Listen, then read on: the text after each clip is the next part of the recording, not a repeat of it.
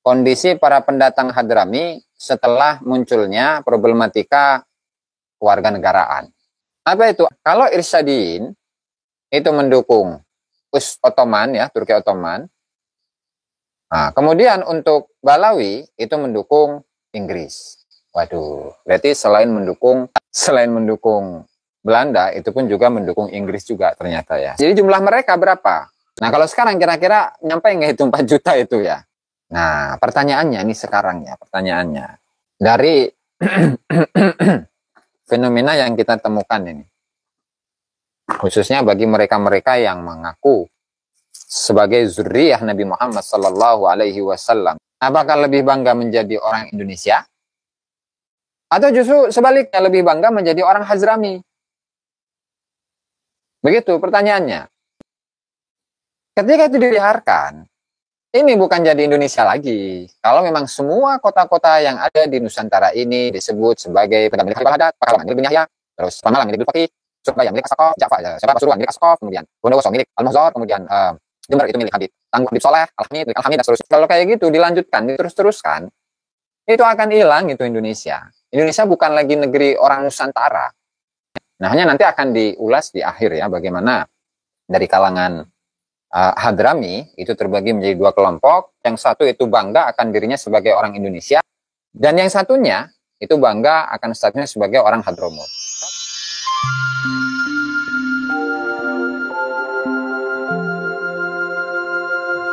Salah satu atau jurnal yang disusun oleh Yahya Muhammad Ahmad Ghalib. Di sini saya akan menitik beratkan kepada muqaddimah, kemudian muqaddimah atau pendahuluan ya, mulakhas atau abstraknya, kemudian juga poin-poin dari jurnal ini ya. Maka dalam jurnal ini akan dibahas, akan diulas mengenai hal itu. Ya. Oke, coba kita bacakan. Pada permulaan abad ke-20, komunitas Hadrami telah menunjukkan keingintahuan tempat asal muasal nenek moyang mereka saat datang ke Indonesia. Penelitian ini bertujuan menganalisis peristiwa-peristiwa sejarah dengan memaparkan penafsiran logis atas peristiwa tersebut berdasarkan dokumen-dokumen sejarah terkini, khususnya surat-surat kabar yang diterbitkan oleh komunitas Hadrami di Indonesia. Artikel ini juga mengidentifikasi faktor, sebab, dan akibat dari peristiwa-peristiwa tersebut melalui berbagai cara. Pertama, ekstrapolasi perkembangan komunitas Hadrami dari awal abad ke-20, di mana gagasan-gagasan nasionalis Hadrami dan perasaan rindu ke kampung halaman Hadramut muncul. Kedua, mengidentifikasi alasan di belakang kemunculan gagasan nasionalis dan rindu kampung halaman dan faktor yang mendukung penyebarannya dan masalah yang timbul akibat kejadian tersebut. Jadi ada 3 poin ya. Kemudian yang ketiga, mengungkap status komunitas Hadrami setelah pecahnya masalah ini dan sifat hubungan antara kedua kelompok sepanjang tahun-tahun berikutnya hingga pendudukan Jepang di Indonesia pada tahun 1942. Akhirnya, kajian ini melihat pengaruhnya pada masa depan komunitas Hadrami di Indonesia. Jadi ini bukan rasis ya. Kalau memang sebagian teman-teman menganggap saya itu rasis, ya silahkan. Tapi niat saya ini adalah untuk membuka wacana agar pemikiran kita itu terbuka, agar pemikiran kita itu kolot, dan menambah wawasan serta pengetahuan untuk teman-teman yang hadir dalam kesempatan kali ini. Begitu. Nah, justru yang rasis itu Habib ya, Kang Abu Tawas ya. Menganggap pribumi itu adalah golongan yang ketiga. Gitu ya. Oke. Nah, mari kita simak. Ya. Asia-Asia dari sisi politis.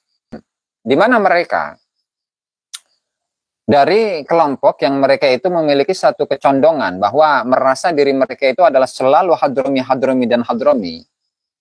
Mereka itu adalah para pengikut politik yang bekerja sama dengan kolonial Eropa untuk mencapai tujuan-tujuan mereka. Maka apa yang mereka lakukan?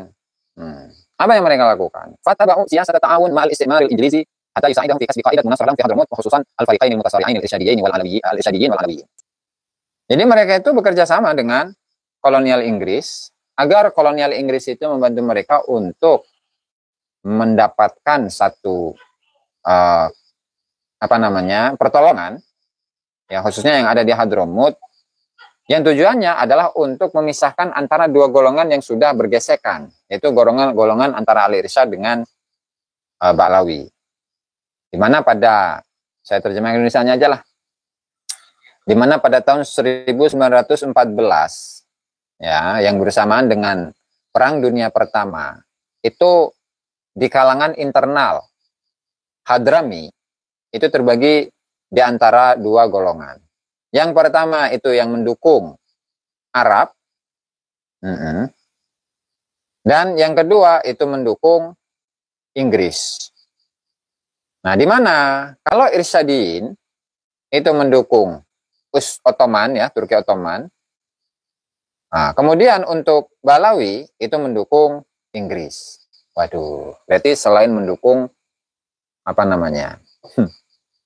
selain mendukung Belanda, itu pun juga mendukung Inggris juga ternyata, ya, sesuai dengan penuturan yang ada di sini. Kemudian itu terjadi sampai pada tahun 1929. Nah, masing-masing, ya, dari dua golongan tersebut itu berupaya untuk mendapatkan perhatian di Britania Inggris, ya, untuk mendapatkan dukungan dari Inggris. Maka pada tahun 1927 ada satu delegasi dari Al-Irsyad, ya, Al-Mustasyar Al-Am Al-Britani, itu mendatangi Mustasyar Umum Inggris di Batavia, dan mereka itu menuntut agar Britania itu menguasai Hadramut dan menentukan penanggung jawab dari kalangan orang Inggris di Mukalla. Nah, di sisi lain untuk Ba'lawi itu pun juga ingin mendapatkan posisi yang sama, dan itu terus berulang, ya. Sebagaimana kalau untuk di Indonesia, ya, saat itu belum Indonesia, namanya Hindia Belanda lah, ya. Kalau di Hindia Belanda, itu mereka pun berupaya untuk mendapatkan perhatian dari kolonial Belanda di Indonesia, dari sisi para pengikutnya secara politis. Memuji kepada Belanda, menuntut kepada Belanda untuk menentukan satu konsul yang ada di Hadramut. Dan ini ada nih referensinya, ya, nanti tinggal di ini aja. Nah, itu adalah mengenai pandangan secara politis bagaimana yang terjadi saat itu. Jadi mulai dari 1914 sampai 1927 kondisi secara politis itu seperti itu, ya. Nah, hanya nanti akan diulas di akhir, ya, bagaimana dari kalangan Hadrami itu terbagi menjadi dua kelompok. Yang satu itu bangga akan dirinya sebagai orang Indonesia, dan yang satunya itu bangga akan statusnya sebagai orang Hadramut. Kalau yang bangga akan ke Indonesia atau statusnya sebagai warga negara Indonesia, itu adalah dari kalangan Al-Irsyad. Kemudian yang bangga dengan statusnya sebagai warga negara Hadramut, itu adalah dari kalangan Ba'lawi. Oke. Lalu memang untuk problematika yang terjadi di kalangan Hadramut itu memang banyak. Yang diantaranya itu apa? Yang terjadi di antara para pendukung Hadrami, artinya pendukung kewarganegaraannya sebagai orang Hadrami. Nah, itu di dalamnya itu sudah saling bergesekan. Nah, itu pertama. Yang kemudian yang kedua itu bersama dengan atau di kalangan orang-orang yang muhajirin. Oh, berarti yang tadi itu di kalangan orang Hadramut sendiri, dan itu di sana terjadi di Hadramut. Kemudian yang kedua itu adalah para imigran-imigran Arab yang ada di Indonesia. Kemudian yang ketiga itu adalah gerakan, ya, fanatisme kebangsaan Indonesia. Kemudian yang keempat itu bersama dengan para peranakan Arab di Indonesia. Dan yang lebih penting itu adalah di sini nih. Ketika Wad'ul Jali al-Hadramiyah ba'da zuhur iskaliyatil intima'il watani. Itu di halaman 36. Yang paling terpenting itu 36 itu ini. Sebentar, ya. Wad'ul jaliyah al-hadramiyah ba'da zuhur iskaliyatil intima'il watani. Problematika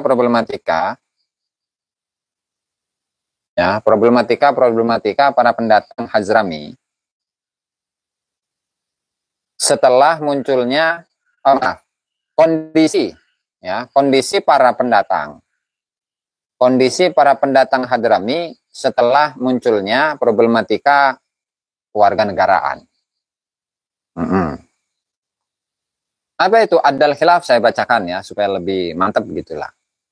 Adal khilaf bainal Hadramiyah wal Indonesia ila i'adat tashkilil fariqain mutasari'ain. Perselisihan yang terjadi antara status kewarganegaraan Hadrami dan Indonesia. Mana dari perselisihan tersebut, maka itu terbagi menjadi dua golongan. Yang pertama adalah al-alawiyun, yaitu para Balawi, para Habib-Habib itu ya. Wal irsyadiyun, yang kedua itu adalah kalangan al-irsyad. Di mana perselisihan yang baru itu mengulang tambahnya problematika dari para pendatang ini dilihat dari sisi kewarganegaraan. Baik itu yang merasa dirinya ini adalah warga negara Hadramut, atau yang merasa dirinya itu adalah warga negara Indonesia.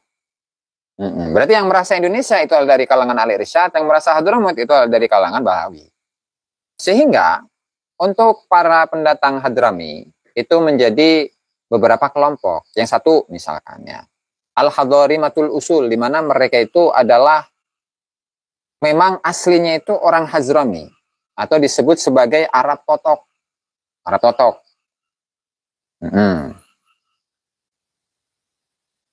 Oke, kemudian yang kedua, jadi jumlah mereka berapa? Nah, ini misalkan pada tahun 1885. 1885 ini sebelum adanya Geger Cilegon 1888 ya. Nah, jumlah mereka itu 20.501. Nah, jadi pada tahun 1885 jumlah pendatang Hazrami itu jumlahnya 80.000. Nah, kalau sekarang kira-kira nyampe nggak itu 4 juta itu ya. Nah, itu perlu disensus itu.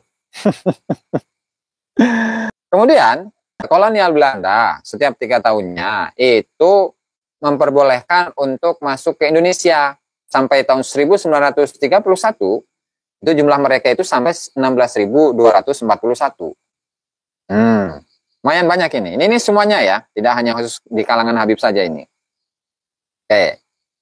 Nah, meskipun begitu ya, meskipun begitu bahwa para muhajirin atau Arab-Arab yang totok itu mereka yang masih bersinggungan dengan golongan yang lain di dalam para pendatang Hazrami ya. Hanya saja di antara mereka itu ada yang merasa lebih tinggi di antara yang lain, yaitu dengan apa? Dengan melestarikan kewarganegaraannya ke Hadramut. Begitu ya. Di antaranya ini satu, ya, golongan yang datang dari Hadramut secara langsung. Yaitu sebagian hidupnya itu di Hadramut, kemudian pindah ke Indonesia misalkan. Kemudian ada seseorang yang memang statusnya itu dicabut dari Indonesia, sehingga kemudian diusir dari Indonesia, kemudian masuk lagi ke Indonesia. Dan sebagian dari mereka itu pun juga ada yang mengirimkan anak-anaknya. Misalkan dia orang yang hijrah ini berada di Indonesia, kemudian beranak pinak di Indonesia. Setelah itu anaknya itu dikirim ke Hadramut untuk belajar dari semenjak kecil sampai dia dewasa, kemudian dia ini setelah dewasa dan menguasai cukup keilmuan maka balik ke sini. Seperti contoh misalkan ya Habib Husain bin Yahya itu kan kelahiran sini tuh. Nah, kemudian balik lagi ke Hadramut, kemudian ke beberapa negara, kemudian balik lagi ke Indonesia. Yang kemudian pada tahun 1890-an itu diangkat sebagai mufti Batavia. Dan seterusnya, lanjung ya. Udah saya ingin kesimpulannya aja lah. Adalah khilaf bena perselisihan yang terjadi antara orang yang merasa berkewarganegaraan Hazrami dan Indonesia itu kembali kepada dua golongan yang berselisih, yaitu Ba'alawi dan Al-Irsyad. Tuh, satu ya. Yang kedua, fanatisme terhadap Hadramut, kemudian pengagungan terhadap kenasapannya kepada Hadramut, sehingga itu memberikan efek ya warisan kemasyarakatan, itu artinya mereka tetap melestarikan tradisi-tradisi yang ada di Hadramut ke Nusantara. Sehingga hal ini menjadikan perselisihan antara Al-Irsyad dengan Rabithah itu semakin runcing. Semakin runcing. Dan itu tentu merugikan ya. Merugikan bagi mereka dengan kerugian yang begitu besar untuk para pendatang-pendatang Hazrami di Indonesia dari segala sisi kehidupan secara umum. Yang ketiga, kewarganegaraan yang sempit itu, ya, itu muncul di dalam atau di kalangan para pendatang. Seolah-olah itu merupakan gambaran kecil untuk kondisi yang ada di Hadramut. Sehingga muncullah di Nusantara ini, di Hindia Belanda saat itu, dengan satu ormas yang namanya Al-Jam'iyah Al-Qatiriyah. Satu ormas Al-Qatiri. Ini baru saya dengar ini. Dan yang kedua, Rabithah Al-Alawiyah. Rabithah Alawiyah ini. Nah, kemudian ada lagi Al-Yafi'iyah, kemudian berikutnya dan berikutnya. Banyak itu ya. Di mana efek ya dari persinggungan itu, dari kalangan Hazrami sendiri, ya, itu semakin menguat, yaitu sampai berefek kepada masing-masing dari para peranakan-peranakan Hazrami itu saling menjauhi golongan yang lain. Nah, artinya misalkan ada seseorang yang dia itu dari kalangan Al-Irsyad dan memiliki anak-anak, kemudian dari Rabithah Alawiyah memiliki anak-anak. Nah, anak-anaknya itu nggak boleh dekat dengan anak-anak Rabithah Alawiyah. Anak-anak Rabithah Alawiyah begitu juga tidak boleh dekat dengan Al-Irsyad. Bahkan itu sampai kepada bidang-bidang pendidikan di madrasah-madrasah, di sekolah-sekolah Arab Hadramut di Indonesia. Ini ngeri ini ya. Terus berikutnya, wasalat tasyaddud ila madahu. Bahkan apa namanya ya, menguatnya atau meruncingnya permasalahan ini itu sampai pada puncaknya. Yaitu apa? Yaitu ketika mereka itu merasa berbangga diri akan statusnya sebagai orang Hazrami, itu lebih luhur daripada yang lain. Ya misalkan ketika perbandingan ya antara orang-orang Hazrami atau para pendatang dari Hadramut dan para pendatang dari luar Hadramut, baik itu dari apa namanya Yaman atau dari Hijaz misalkan. Jadi yang merasa dia ini berasal dari Hadramut itu lebih tinggi daripada yang lain. Bahkan dari sisi apa? Al-wadha'if bil madaris, kemudian tugas atau pekerjaan di sekolah. Kemudian fil a'mal al-iqtisadiyah dari kehidupan ekonomi. Sehingga hal itu memberikan efek apa? Perpecahan sampai merobek ya, persatuan di kalangan para pendatang Hazrami. Begitu di dalam keluarga. Dan itu akan memunculkan apa? Dendam yang begitu luar biasa di antara para anak-anak ini mualladin begitu. Jadi artinya di sini akan muncul menjadi 3 kelompok. Yang pertama itu adalah dari kalangan Arab Totok. Kemudian yang kedua yang memang dia itu sudah lama tinggal di Hindia Belanda. Kemudian yang kedua itu adalah Arab peranakan. Kemudian yang ketiga itu adalah orang-orang yang baru datang dari Hazrami ke sini. Nah, jadi ada 3 kelompok seperti itu yang kemudian itu saling sikut. Begitu, saling sikut, saling serang. Itu efeknya ya. Nah beda ini. Poin yang berikutnya. Al-intima al-watani ila Indonesia. Kewarganegaraan Indonesia atau mewarganegarakan. Namanya terjemah neta. Al-intima al-watani. Menisbatkan dirinya kepada tanah air Indonesia, gitu lebih enak ya. Itu memberikan para peranakan-peranakan ini dia mau untuk bergabung di dalam gerakan-gerakan kaum Indonesia untuk melawan penjajahan Belanda. Karena itu disebut sebagai apa? Bi'tibarihi amalan wataniyan, dengan menganggapnya itu sebagai sebuah gerakan untuk melawan penjajahan. Sebagai bukti bahwa dia itu adalah orang yang nasionalis. Kecintaan terhadap tanah air Indonesia. Begitu. Meskipun telat ya nggak masalah, Kang. Walaysa khurujan min ala qawaninil musta'mirah al-Holandiyah. Dan itu nggak termasuk keluar dari perundang-undangan Belanda, gitu. Nah, terus Wajad al-muwaladuna tarhiban kabiran min al-harakati al-qawmiyah wal mujtama' al-indonesi. Famanahu haqqal husul al-jinsiyah al-indonesia ba'da qiyam thawrah. Wa tamma ta'yinuhum fi adadin min al-manasib al-hukumiyah. Jadi para mualad ini ya menemukan penerimaan yang baik dari gerakan bangsa Indonesia atau masyarakat Indonesia sehingga mereka itu diperbolehkan untuk mendapatkan jinsiyah Indonesia. Sehingga dari beberapa orang-orang Hazrami dari kalangan Irsyadiyin ini ya diberi beberapa posisi-posisi di pemerintahan begitu ya. Terus asbaha yang poin yang berikutnya. Ini partai Arab Indonesia itu ikut andil dalam gerakan politik Indonesia dan salah satu dari mereka itu menjadi anggota yang ikut dalam delegasi yang dikirim oleh pemerintah Indonesia ke Mesir untuk mendapatkan pengakuan dari Mesir saat itu pasca kemerdekaan Indonesia. Kemudian poin yang berikutnya, ta'assub liman tiqati Hadramut kana huwa sabab ar-ra'isi fi dhuhuril khilafat baina abna'i al-jaliyah al-hadramiyah di Indonesia. Nah, di mana fanatisme kepada Hadramut itu merupakan sebab utama dalam munculnya keretakan dan perpecahan di kalangan para pendatang-pendatang Hazrami. Begitu, sehingga menjadi dua kelompok. Nah, pertanyaannya ini sekarang ya, dari fenomena yang kita temukan ini, khususnya bagi mereka-mereka yang mengaku sebagai zuriyah Nabi Muhammad sallallahu alaihi wasallam dan sebagai cucu atau anak cucu dari Faqihil Muqaddam. Itu lebih bangga mana? Apakah lebih bangga menjadi orang Indonesia? Atau justru sebaliknya lebih bangga menjadi orang Hazrami? Begitu pertanyaannya. Kalaulah dia itu lebih bangga menjadi Hazrami. Kalau faktanya kan demikian. Di sini dianggap sebagai orang Arab, di sana dianggap sebagai orang Indonesia. Di Indonesia dianggap sebagai orang Arab, di Arab dia dianggap sebagai orang Indonesia. Kan blunder itu. Dan itu fenomena terjadi. Begitu loh. Sehingga seandainya sekalipun, dan saya tidak ikut-ikutan untuk mengusir ya. Enggak. Karena kita bangsa yang beradab, kita bangsa yang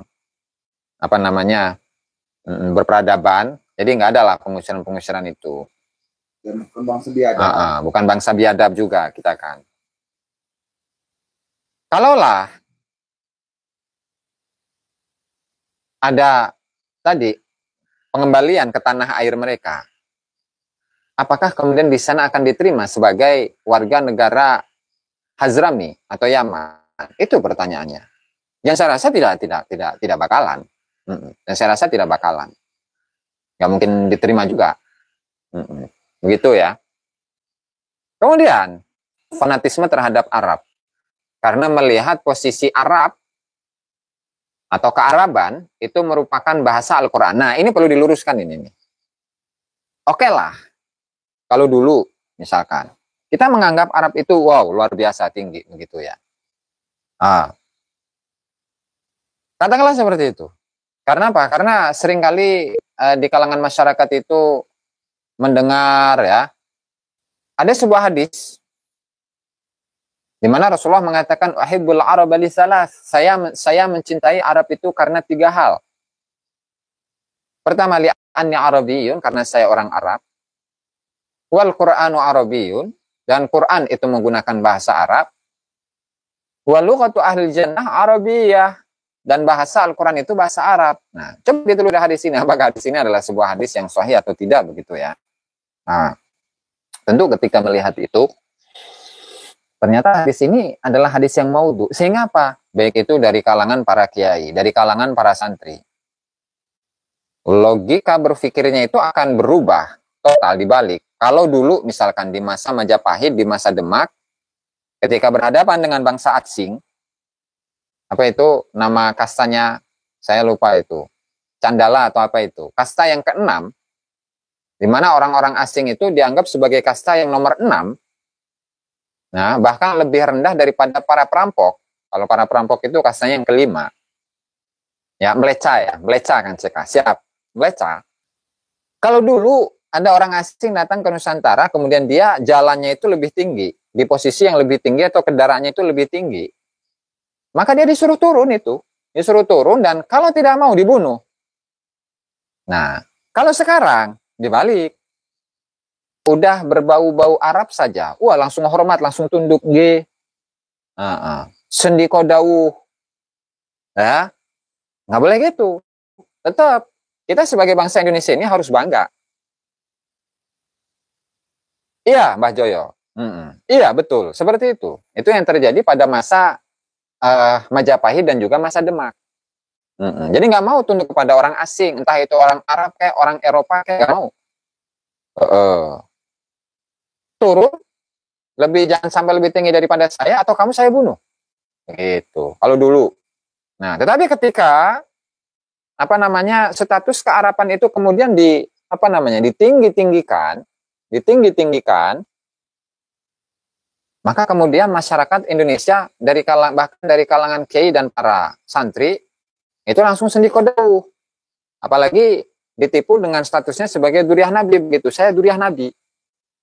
Sehingga dengan enaknya ini Habib datang ke rumah kiai, ya, nginep berhari-hari, bahkan tidak malu untuk meminta nominal, minta uang, ya, dan dibiarkan oleh kiainya. Kenapa? Karena tadi menghormati status kearapannya. Nah tuh kata Kang Aib Saifuddin, utusan Cina dipotong kupingnya zaman Kartanegara tuh. Nah, dan itu tertanam Kang Bajoyo di kalangan masyarakat kita ketika melihat face dari seseorang begitu, kelihatan Arab, apalagi dengan menyetir hadis itu. Uhibbul Araba lisalas, li'anni Arabiyyun wal Qur'anu Arabiyyun. Kemudian walughatu ahli jannah Arabiyah. Lalu segala sesuatu yang berbau-bau Arab, al-ain waras, saya hormati meskipun dari kalangan kiai. Padahal hadisnya maudhu. Sehingga ini harus difahami nih. Sehingga apa?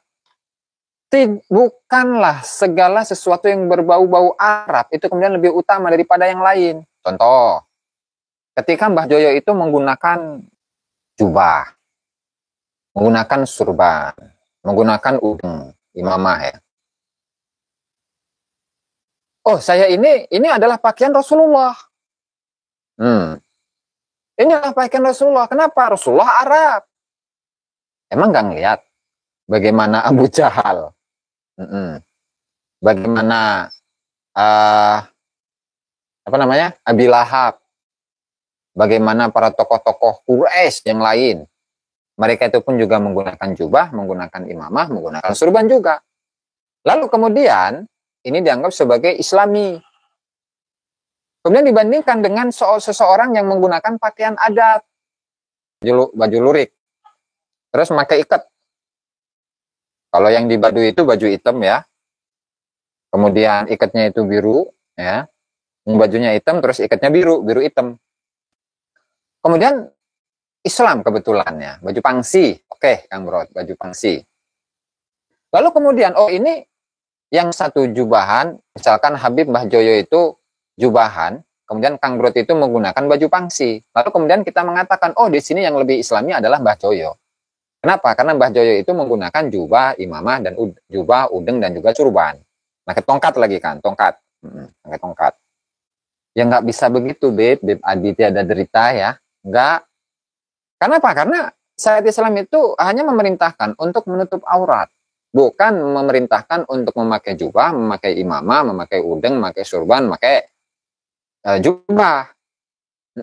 Sehingga itu kemudian dikatakan lebih Islami daripada yang lain. Apalagi Habib yang katanya dia itu adalah dari dzurriyyah Nabi Muhammad SAW, tetapi DNA-nya Arab saja bukan.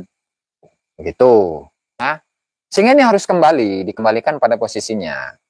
Ya artinya kita bukan berarti jangan pakai imamah, jangan pakai jubah, jangan pakai udeng, jangan pakai surban, bukan. Tetapi segala sesuatu itu diposisikan pada tempatnya dan jangan sampai merasa dirinya itu ketika menggunakan jubah dia merasa lebih Islami daripada seseorang yang memakai baju pangsi. Jangan sampai seperti itu. Jadi begitu ya. Artinya memang hal-hal yang seperti ini perlu diluruskan. Tidak segala sesuatu yang berbau Arab itu kemudian Islami daripada yang lain. Terus kemudian mereka-mereka yang mengumumkan akan ke status kewarganegaraannya ke Indonesia, khususnya bagi kalangan para mualladin di Indonesia, para mualad, para peranakan di Indonesia, mereka itu tidak melepaskan diri dari asal usulnya yang dari Arab. Nah, sehingga hal ini itu berefek kepada statusnya yang double begitu. Di sisi lain dia merasa Indonesia, di sisi lain tetap saya ini orang Arab, orang Tarim, orang Hazramut. Nah, kalaulah dia itu totalitas, udah benar, dia tahu bahwa kamu itu memiliki leluhur orang Arab. Tetapi udah, itu simpen saja di keluargamu. Tetapi ketika berbicara tentang Indonesia, ya sudah Indonesia. Dan nggak perlu selalu mengangkat-ngangkat saya ini Arab, ana Arabi, ana Hazrami, ana Jarimi. Nggak perlu. Kalau dia itu totalitas dalam nasionalisme yang ada dalam dirinya. Gitu ya. Terus. Anal mujtama al-Indonesi alladhi taqbal intima'ahum lil-watan al-Indonesi lam yakhluq minhum mutakhallil min asl al-arabi id dhalla yutliqu alaihim abna al-arab aw min nasl al-arab. Ini salah juga ini. Dari kalangan masyarakat Indonesia yang menerima mereka itu. Ya, dari para pendatang, mereka itu tidak meminta untuk melepaskan diri akan statusnya sebagai orang yang memiliki asal usul orang Arab, sehingga mereka itu tetap menyebutnya sebagai orang Arab atau keturunan Arab. Harusnya totalitas dong, harusnya totalitas. Udah, kalau memang Indonesia saja, tidak melihat apakah dia itu asal usulnya orang India, tidak melihat asal usulnya itu orang Amerika, atau Belanda, atau Afrika, atau Cina, ataupun yang lain. Ini harus dihilangkan sama sekali. Nah, terus ini pengaruh dari status kewarganegaraannya itu. Kalaulah dia itu selalu menjunjung tinggi asal usul dari negeri leluhurnya, dari Tarim, dari Hazramo, dari Yaman, dari ini dan itu, dan selalu mengunggul-unggulkan Hazramut, Jannatud Dunya Tarim. Bahkan statement yang lain, Jawa bintu Tarim. Statement yang lain, Jawa milik Aulia Tarim. Sepak aja bos, sepak aja itu main kayak gitu. Itu dusun namanya. Udah tahu dia orang Indonesia. Statusnya sebagai orang Indonesia, ya itu harus lebih ditekankan. Ya, agar tidak tidak kemudian Indonesia ini menjadi aman. Kota Tegal, itu adalah milik Al-Wali Al-Qutub Habib Muhammad bin Thahir Al-Haddad. Malang, itu milik Habib Abdullah bin Abdul Qadir bil Faqih, atau Habib Abdul Qadir bil Faqih. Suruhan, itu milik Al-Habib Al-Wali Al-Qutub Ja'far bin Syekhon As-Saqaf. Kemudian Bondowoso, itu milik Habib Muhammad bin Ahmad atau Ahmad bin Muhammad Al-Muhzar. Kemudian Tanggul, Jember berarti, itu milik Habib Saleh bin Muhsin Al-Hamid. Gresik, itu milik Habib Abu Bakar As-Saqaf. Ketika itu dibiarkan, ini bukan jadi Indonesia lagi. Kalau memang semua kota-kota yang ada di Nusantara ini disebut sebagai pemilik Habib, pemilik kota-kota. Kota Tegal milik Habib Al-Haddad, Pekalongan milik bin Yahya, terus Pamalang milik Bil Faqih, Surabaya milik As-Saqaf, Pasuruan milik As-Saqaf, kemudian Bondowoso milik Al-Muhzar, kemudian Jember itu milik Habib Habib Soleh Al-Hamid, milik Al-Hamid, dan seterusnya. Itu lama-lama Indonesia akan hilang, bos. Indonesia kalau kayak gitu dilanjutkan, diterus-teruskan, itu akan hilang itu Indonesia. Indonesia bukan lagi negeri orang Nusantara.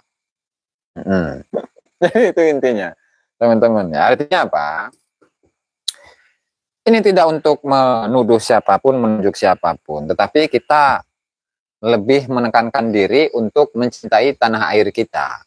Bahwa tidak ada dengan istilah ya, Banten milik Wali Qutub. Enggak seperti itu.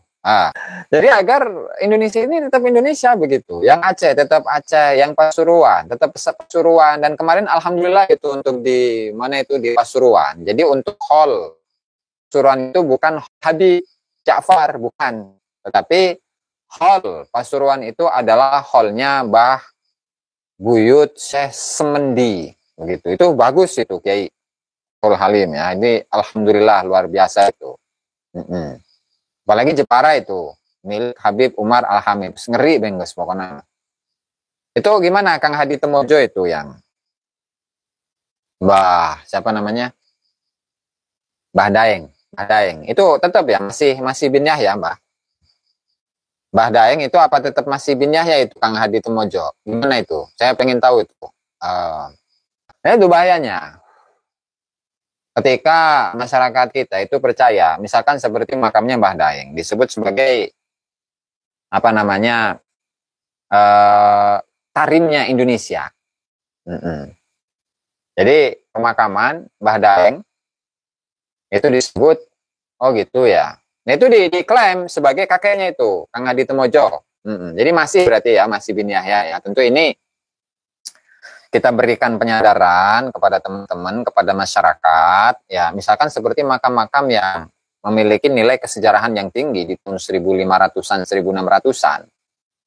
Nah itu nggak boleh untuk disebut sebagai Habib. Apalagi ketika melihat panggilannya ya Mbah Daeng. Daeng itu adalah satu julukan dari tokoh-tokoh yang ada di Bugis, di daerah Sulawesi, betul. Kang Ahmad Hasbi ya, itu harus disadari. Jadi masyarakat itu harus sadar. Makanya kita mohon ini kepada PWLS tempat Jepara ya, nggak tahu itu sudah ada atau belum itu. Andi juga Karaeng, iya, lama-lama habis, lama-lama wali-wali atau tokoh-tokoh Nusantara di zaman dulu itu jadi Habib semuanya nanti. Lama-lama Indonesia bukan jadi Indonesia. Saya baru dapat videonya yang di situ ada wawancara dengan pengurus makamnya atau juru kuncinya ya. Nah, di mana di situ menyebutkan Mbah Daeng itu merupakan salah satu dari leluhurnya Mbah Lutfi. Gitu. Jadi leluhurnya itu ada yang di Semarang, kemudian Mbah Daeng yang kemudian meneruskan anu nantilah kita garap nanti. Itu terah bangsawan Bugis. Ya, siap, terima kasih informasinya Kang. Berat ya, terima kasih informasinya. Jadi Daeng itu ya kayak apa ya? Kayak kalau di Banten itu kayak tuh bagus gitulah. Atau kalau di Jawa Barat atau di Jawa Tengah, Jawa Timur itu kayak Raden begitu ya. Barangkali seperti itu ya, Kang Brot ya. Gelar Daeng itu. Kayaknya mah. Saya belum mendalami juga itu. Nah, di Aceh ada Teku, itu untuk tokoh-tokoh ininya ya, tokoh-tokoh apa dari kerajaannya begitu, ningratnya gitulah. Jadi intinya seperti itu. Jadi nggak perlu panjang lebar. Jadi intinya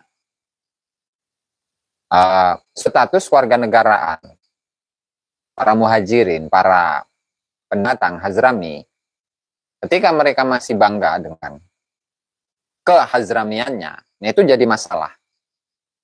Kalaulah sudah tinggal di Indonesia dan lebih bangga dengan Indonesia, ya sudah, totalitaslah menjadi orang Indonesia. Itu saja barangkali yang dapat saya sampaikan dalam kesempatan kali ini. Terima kasih untuk semuanya yang telah meramaikan kajian pada malam hari ini. Ya, kita doakan seluruh umat Islam dimanapun berada.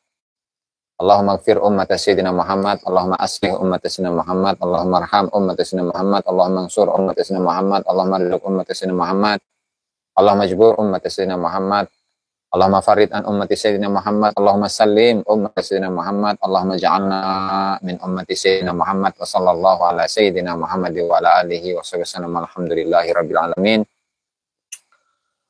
Mohon maaf jika ada kata-kata yang kurang berkenan dan salam jumpa.